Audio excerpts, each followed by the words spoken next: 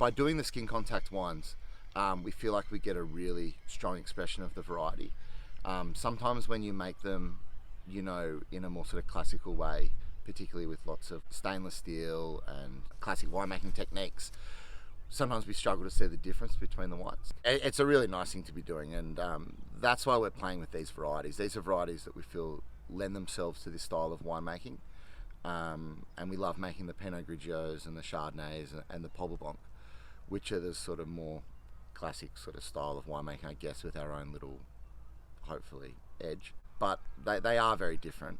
When you use this winemaking method, the fruit of the wine sort of goes from sort of fresh to dried. The savoury elements pick up really strongly, and a lot of that comes from this sort of increased phenolic or sort of white tannin in the wines.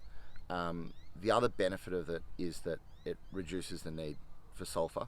Turbul obviously has been around for 10 years as Friulano, but this is now sort of the extension of the range. And we've been planting these varieties, so the Friulano went in 2007, but the Malvasia 2014, the Moscato Giallo 2014, and the Ribolla Giallo 2018. So the grape varieties we're using are all, predominantly northeast Italian, so all from Friuli. So you've got Ribolla Giallo, Friulano and Malvasia, and we also use Moscato Giallo, which comes from the northwest. These are all varieties sort of indigenous to their areas, but they've all shown themselves to work well with this sort of old-fashioned style of winemaking.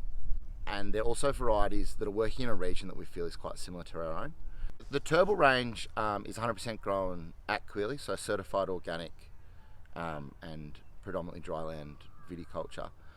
And what's important to these wines is the amount of time and sort of patience that goes into them.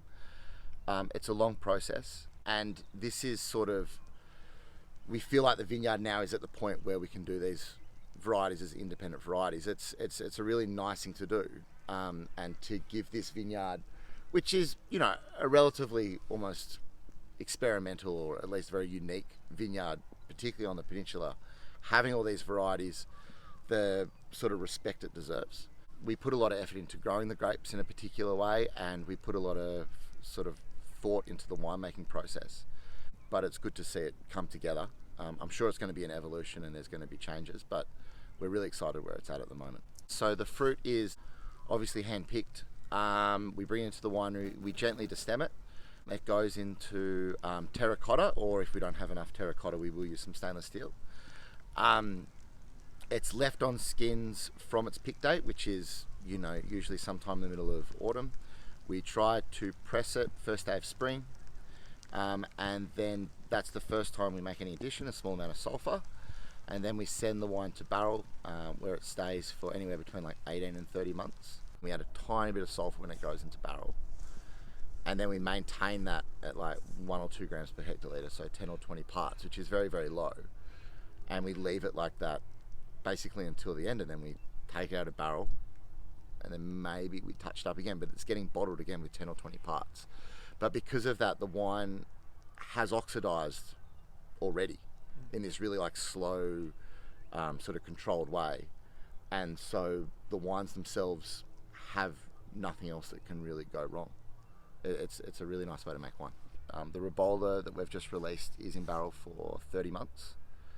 And these wines are all about time and patience and development. They have a little bit of sulphur, but the way they're managed during the maceration and during the maturation enables them to become very, very strong, almost like bulletproof wines that are able to be opened and left open and don't really change all that much, which is quite an exciting way to make wine. I think very different to a lot of the ways that Australian skin contact has been expressed in the last sort of 3 or 4 years. And although those wines can be really exciting and really delicious, this is definitely a completely different take.